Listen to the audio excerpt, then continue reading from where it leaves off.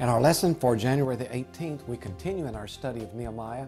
In Nehemiah chapter 5, there is an alternate lesson on the sanctity of life.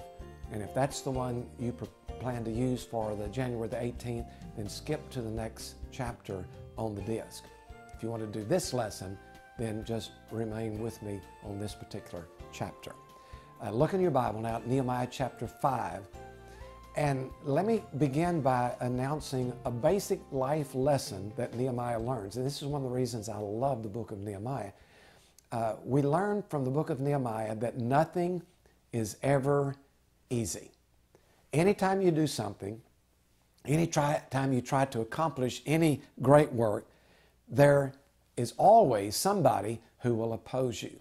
Now, Nehemiah and his fellow exiles who have returned, they learned this lesson as they tried to rebuild the walls of the city. We noted a little bit of that opposition in last week's lesson. Opposition from the outside, you might say, from Sanballat, Tobiah, and Geshem. And I mentioned two of those strategies they used. We'll look at some more in a future lesson. They, first of all, tried to ridicule them. This is such a ridiculous thing. Why are you wasting your time trying to rebuild a wall? And then they tried to threaten them. Are you building a wall, rebuilding the wall to rebel against the king? What's going to happen to you if the king finds out and he sends his armies? So they were using these kinds of things to dissuade Nehemiah and his friends from rebuilding the wall of the city. Nehemiah successfully resisted that outward opposition, and then all of a sudden now in chapter 5, he's going to have more opposition that comes from the inside. Not outward people trying to prevent their work, but conflict going on among the Jewish people themselves. And that's what the lesson is about now on January the 18th. We see the problem identified in chapter 5, verses 1 through 5. Now the men and their wives raised a great outcry against their Jewish brothers. Now notice, it's not against these outsiders, it's against their Jewish brothers. And some were saying, we and our sons and daughters are numerous. In order for us to eat and stay alive, we must get grain. And others were saying, we are mortgaging our fields. And still others were saying, verse 4, we have to borrow money to pay the king's tax. So what's going on here is a financial crisis that arises among the Jewish people themselves. And part of it can be explained by the rebuilding of the walls. Nehemiah has all of these exiles there rebuilding the wall. He persuades them to stay basically day and night so that the work can be done. And while these men are rebuilding the wall, guess what's not getting done? Their plants are not being, their crops are not being planted or harvested. And as a result now, they have no money to pay for the food that they have to eat. They have no food to eat. And those who have been lending money have no one to pay back that money. And so there is this financial crisis that is stirring among the people. And this is not an external problem, it is an internal problem. If you go back to chapter 4, verse 22, you'll see part of the reason for the problem. He said, have every man and his helper stay inside Jerusalem at night so they can service as guards.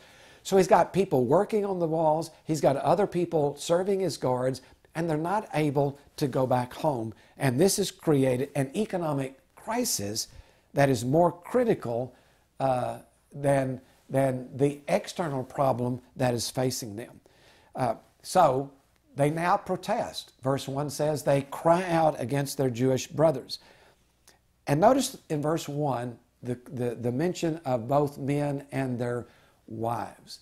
I think we can surmise from that the women have a more vested interest than they normally do, because while the men are in the city working on the walls, they are the ones who are having to work in the field. They are the ones who have to keep things going on the home front.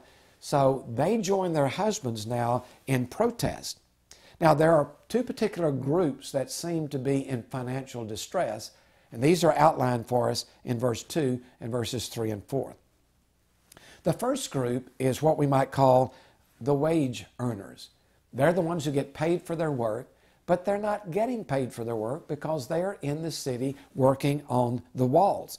As a result, they can't produce their crops for themselves, and they have to buy it from others, but they don't have any money to buy it from others. So this whole group of wage earners, and you might call the workers on the land, they are in financial crisis.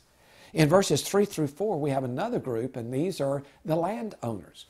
They're the ones who actually own the land on which some of these people are living, on which they are farming, and they are getting in financial conflict or crisis now because they're not getting the product from their land, but they still have to pay the taxes that have been imposed by the Persian overlords. So you might say that the economic crisis is moving all the way from the lower levels of society all the way up to the upper level. Verse 5 gives us an indication of how serious it is. It says, although we are of the same flesh and blood as our countrymen, and though our sons are as good as theirs, yet we have to subject our sons and daughters to slavery. Now, what is that about? Well, in that period of time, if you had a debt, one of the ways, and no money to pay it, one of the ways that you would pay off your debt was to allow your son or your daughter to work for someone else, and their wages then would pay for your debt. It was called a debt slavery. And this indicates the depth of the problem that they're going through. Now, what this tells us is that even though all the people were trying to be cooperative, and this was a collaborative effort that Nehemiah was bringing together to rebuild the walls, there's always going to be somebody who will take advantage of the situation. And so the landowners who are in financial crisis began to put the screws on the wage earners and even putting some of their sons and daughters in slavery. So it is a financial crisis that threatens to undermine the work of rebuilding the walls, and Nehemiah is responsible to do something about it. So chapter 5, verses 6 through 11, we see the problem confronted.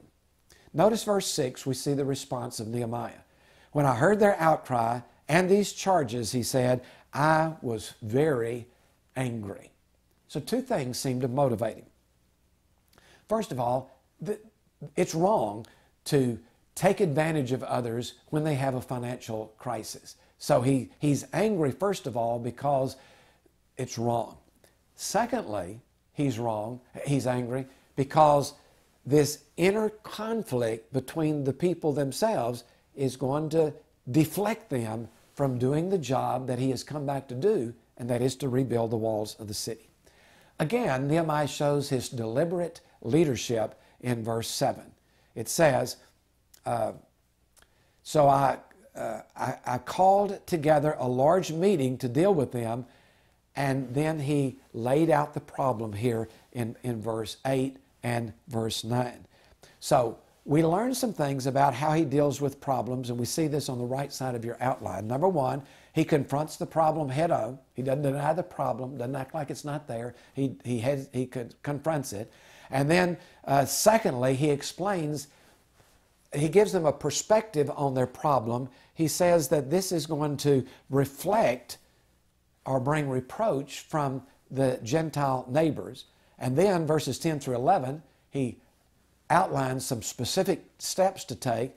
And then verse 10, he demonstrates that he's not contributing to the problem. He says, you're contributing to the problem because you're demanding this payback from these others, and you're causing a financial burden on them. He's saying, I don't do that. I'm not a part of the problem.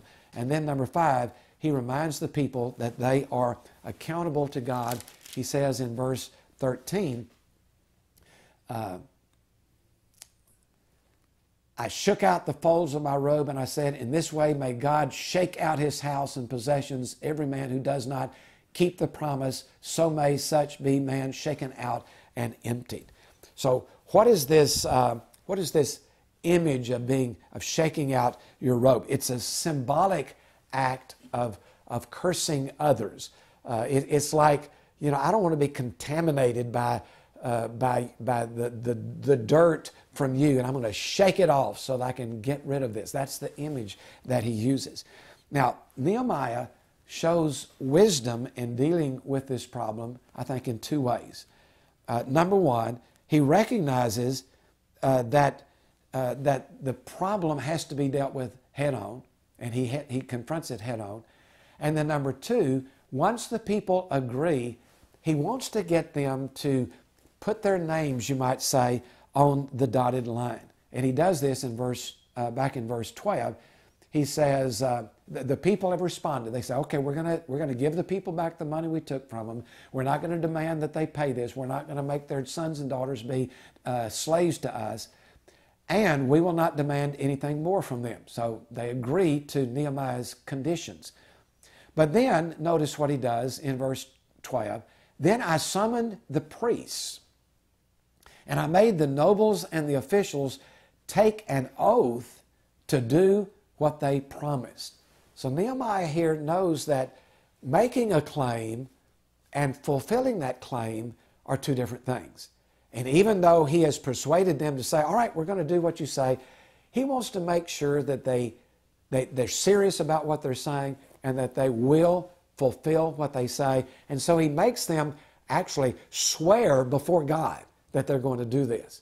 So it puts the added weight of disobedience to God on the commitment that they've made.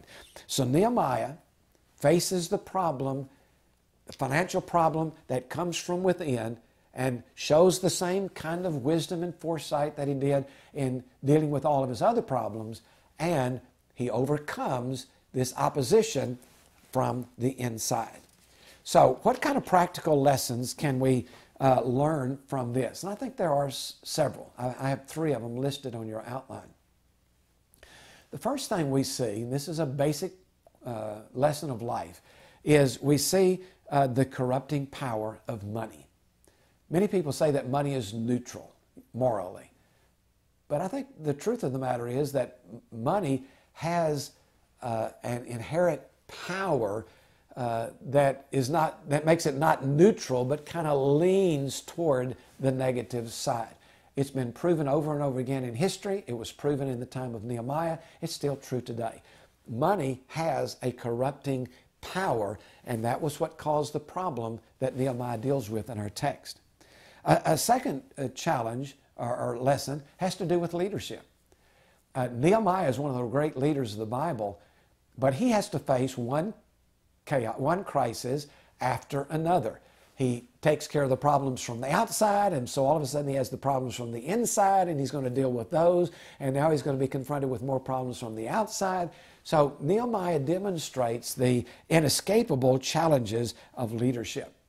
And then the whole dynamic of what happens in our lesson teaches us about the importance of sacrifice. The only way they were able to move past this problem was if they were willing to sacrifice their own financial interest for the good of the whole. And that's a great lesson that we learn about how to accomplish things that God has called us to do.